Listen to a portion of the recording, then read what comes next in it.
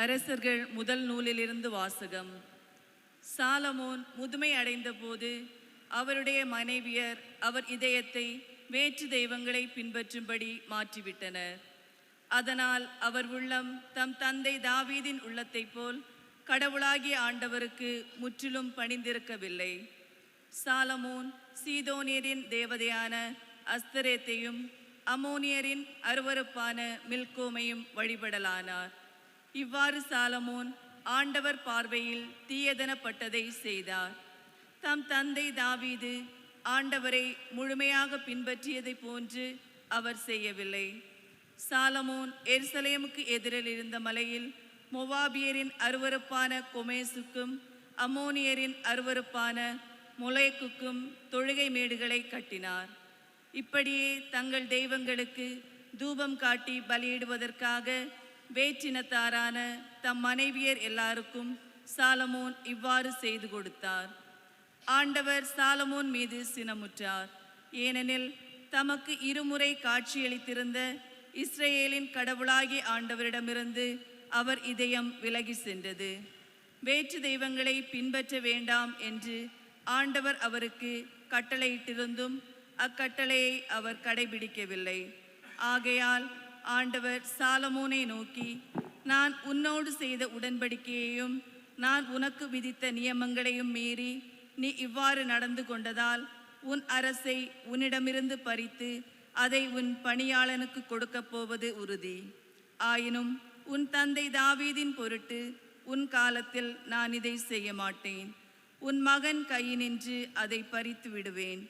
ஆயினும் அரசு முழுவதையும் பறித்து விடாமல் என் அடியான் தாவீதின் பொருட்டும் நான் தேர்ந்து கொண்ட எருசலேமின் பொருட்டும் ஒரு குலத்தை உன் மகனிடம் விட்டு வைப்பேன் என்றார்.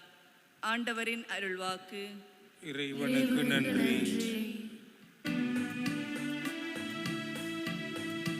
அல்லேலூயா அல்லேலூயா அல்லேலூயா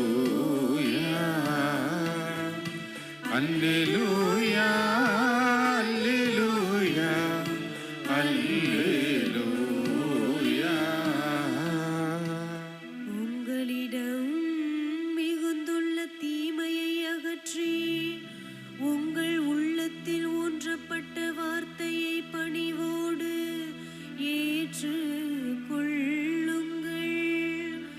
அதுவே உங்களை மீட்க வல்லது. அல்லேலூயா அல்லேலூயா அல்லேலூயா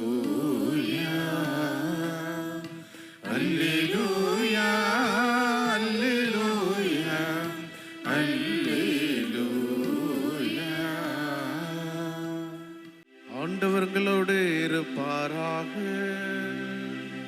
உம் ஆன்மாவோடும் இருப்பாராக.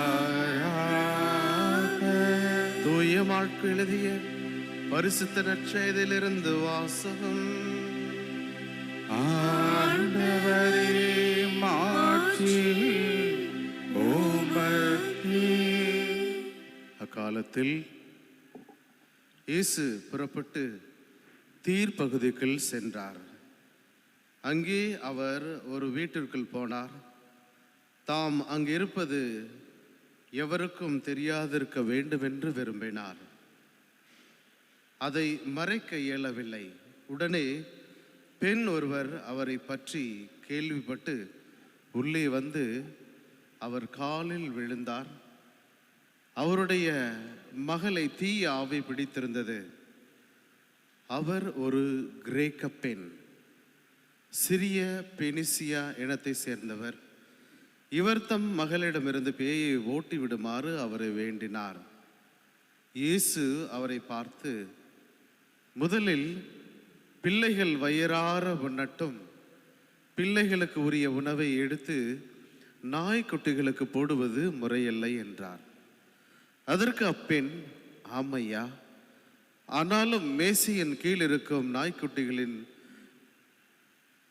சிறு பிள்ளைகள் சிந்தும் சிறிய துண்டுகளை தின்னுமே என்று பதிலளித்தார்.